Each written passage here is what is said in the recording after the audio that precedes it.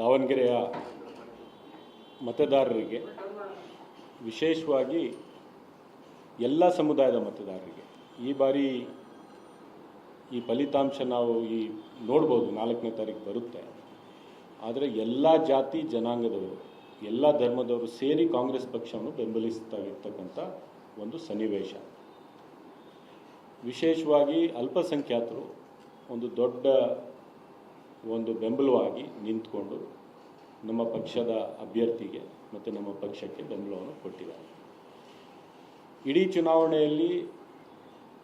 ಚುನಾವಣೆ ನಡೆಯುವ ಸಂದರ್ಭದಲ್ಲಿ ಒಂದು ಸಾಮಾಜಿಕ ಜಾಲತಾಣಗಳಿಂದ ಮತ್ತು ನಮ್ಮ ಪಕ್ಷದ ವಿರುದ್ಧ ಸ್ಪರ್ಧೆ ಮಾಡಿರ್ತಕ್ಕಂಥ ರಾಜಕೀಯ ಪಕ್ಷಗಳ ಮುಖಾಂತರ ಒಂದು ದೊಡ್ಡ ನಮ್ಮ ಪಕ್ಷದ ವಿರುದ್ಧ ಕ್ಯಾಂಪೇನ್ ಏನು ಮಾಡಿದರು,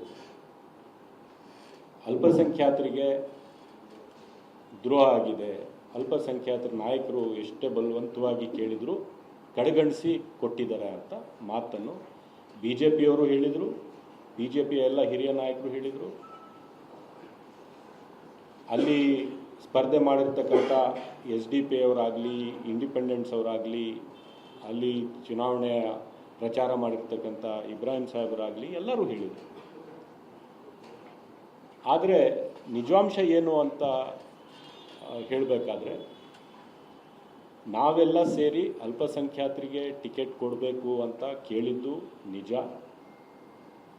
ನಮ್ಮ ಒತ್ತಾಯ ಇದ್ದೇ ಇದ್ದಿದ್ದು ನಿಜ, ಪಕ್ಷ ಕೂಡ ಅದಕ್ಕೆ ಕನ್ಸಿಡರ್ ಮಾಡಿದ್ದು ಕೂಡ ನಿಜ. ಆದರೆ ನಾವು ಒಂದು ಒಮ್ಮತದ ಕ್ಯಾಂಡಿಡೇಟ್ ಕೊಡಬೇಕಾಗಿತ್ತು. ಅಲ್ಪಸಂಖ್ಯಾತರ ಲೀಡರ್ಸ್ ನಾವೆಲ್ಲ ಸೇರಿ ನಾವು ಒಂದೇ ಕ್ಯಾಂಡಿಡೇಟ್ನ ಇಟ್ಕೊಂಡ್ವಿ. ಅಬ್ದುಲ್ ಜಬ್ಬಾರ್ ಅವರು ಅಲ್ಲಿಂದ ವಿಧಾನ ಪರಿಷತ್ತಿನ ಸದಸ್ಯರು, ಅವರು ನಾನು ಒಬ್ಬನೇ ಸೂಕ್ತ, ಬೇರೆ ಯಾರೂ ಇಲ್ಲ ಅಂತ ಅವರು ಕೂಡ ಒತ್ತಡ ಹಾಕಿದರು.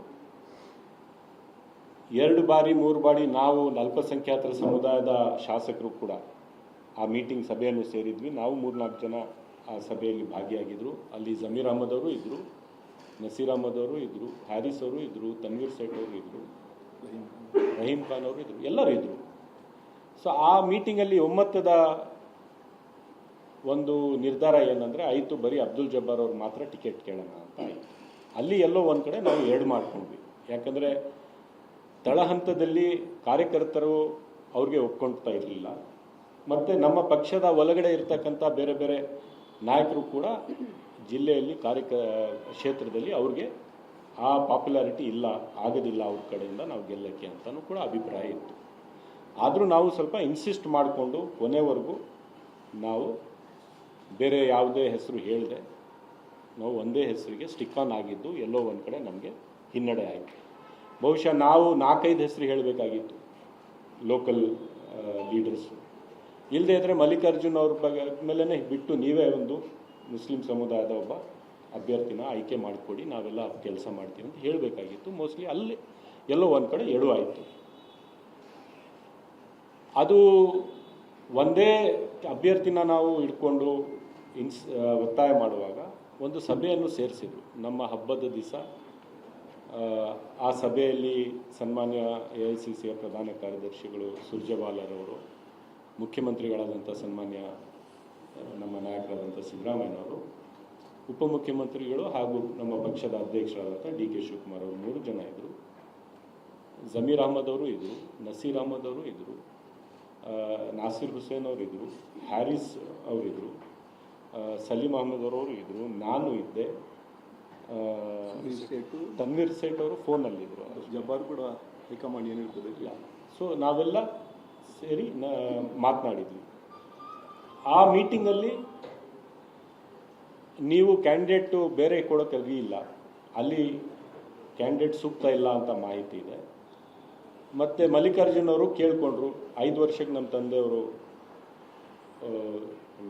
MLA ಆಗಿದ್ದು, 3 ವರ್ಷಕ್ಕೆ ಅವರು ನಿಧನ ಆಗಿದೆ, ಮಿಕ್ಕಿದ ಟರ್ಮ್ಗೆ ನಮಗೆ ಅವಕಾಶ ಮಾಡಿಕೊಡ್ಬೇಕು ಅಂತ ಅವರು ಕೇಳ್ಕೊಂಡಿದ್ರು, ಅವ್ರ ಮಗನಿಗೆ ಸೀಟ್ ಕೊಡಿ ಅಂತ.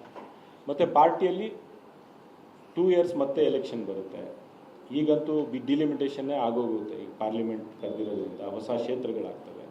ಅಲ್ಪಸಂಖ್ಯಾತರಿಗೆ ನಿಶ್ಚಿತವಾಗ್ಲೂ ಮುಂದೆ ಅವಕಾಶಗಳು ಸಿಕ್ಕೇ ಸಿಕ್ಕುತ್ತೆ. ಸೊ ಈ ಬಾರಿ ನಾವು ಅಲ್ಲಿ ಮೇಟಿಯವ್ರ ಮಗನಿಗೆ ಕೊಡೋದ್ರಿಂದ ಇವ್ರ ಫ್ಯಾಮಿಲಿಗೂ ಕೊಡ್ತೀವಿ, ನೀವೆಲ್ಲ ಒಪ್ಪಿಗೆ ಕೊಡಬೇಕು, ಜೊತೆಗೆ ಸೇರಿ ಕೆಲಸ ಮಾಡಬೇಕು ಅಂತ ಪಾರ್ಟಿಯಿಂದ ಕೇಳಿಕೊಂಡು ಆವಾಗ ಜಮೀರ್ ಅಹಮದ್ರವರ ನೇತೃತ್ವದಲ್ಲಿ ನಾವೆಲ್ಲ ಒಪ್ಪಿಗೆ ಕೊಟ್ಟಿದ್ದೇವೆ.